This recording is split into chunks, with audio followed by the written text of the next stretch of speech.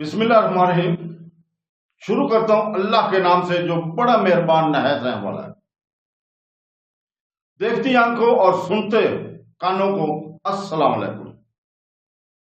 बहनों, भाइयों, दोस्तों और बुजुर्गों, आज की हम इस मालूमाती वीडियो में हम अब्बासी खिलाफत के 26वें खलीफा अल-कादर कैम की एक जामिया सुहाना हयात पेश कर रहे हैं। हम इनके दौरे हुकूमत के अहम वाक़यात और संगे मेलों को बयान कर रहे हैं, जिनमें खिलाफत के इक़्तिदार की बहाली के लिए इनकी कोशिशें और इस्लामी हुकूमत पर इसके असरात शामिल हैं। यह तहकीक इसकी क़यादत की पेचीदगियों और इसके पीछे छोड़े जाने वाले पायदार महराज पर रोशनी डालती है। इस्लामी तारीख की इस अहम शख्सियत के बारे में मुकम्मल जानने के लिए बराए करम इस वीडियो के आखिर तक हमारे साथ रहें। अबू जाफर अब्दुल्ला बिन अहमद कादर कैम बगदाद में 1031 से 1075 तक अब्बासी खलीफा के 26वें खलीफा थे। वो पिछले खलीफा अल-कादर के बेटे थे। अल-कैम का दौर खिलाफत पर वैद खानदान के गलबा के खात्मे और सल्जूक खानदान के अरूज के साथ मुवाफिक है। अल-कैम की पैदाइश 8 नवंबर 1001 को हुई थी।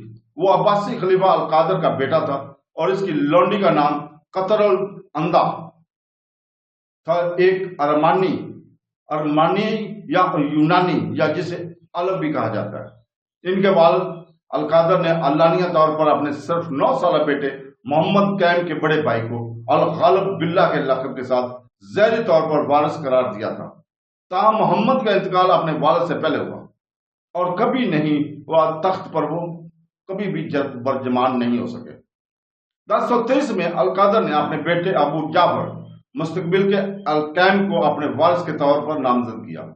यह फैसला बैत अमीरों से मुकम्मल तौर पर आजादाना तौर पर लिया गया। अल-कादर का इंतकाल 29 नवंबर 1031 को अल्लालत के बाद हुआ। इब्तिदा में इसे खलीफा के महल में दफन किया गया, लेकिन अगले साल इसे रस्मी तौर पर अल-रुफसा का मुंतकिल कर दिया गया।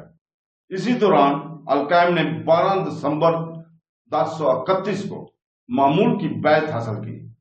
अल-कैम के दौरे हुकूमत के पहले निसफ में दारुल हुकूमत में शायद ही कोई दिन हंगामा के बगैर गुजरा हो।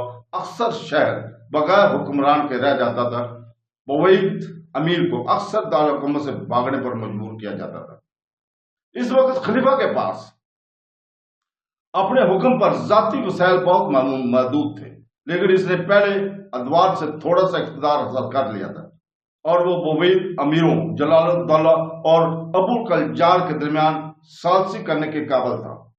1032 में अल-कैम ने फिका अल-मावजदी को अबू कलजार से खुफिया मुलाकात के लिए भेजा।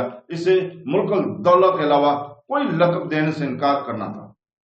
जब सल्जूक खानदान का असर बढ़ता गया तो चगरी बैग ने अपनी बेटी खतीजा अरसलान खतून की शादी 1056 में अल-कैम से कर दी। सल्जूक हुक्मरान तुगरल ने शाम और आर्मेनिया पर कब्जा कर लिया। इसके बाद इसने बगदाद पर नजर डाली। ये वो लम्हा था जब शहर तशद्दुद और जुनून की आखिरी अज़ियत में था। तुगरल मक्का की ज़ियारत के इरादे के तहत एक भारी ताकत के साथ इराक में दाखिल हुआ और खलीफा को बहरल-कहल के ख्यालात और इसके अख्तियारात की ताबेदारी का यकीन दिलाते हुए दारुल हुकूमत जाने की इजाजत मांगी।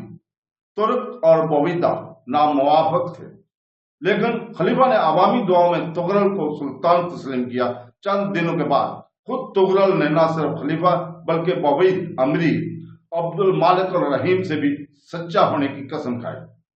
दारुल हुकूमत में दाखिल हुए, जहां सरदारों और लोगों दोनों ने इसका खैर मुकदम किया।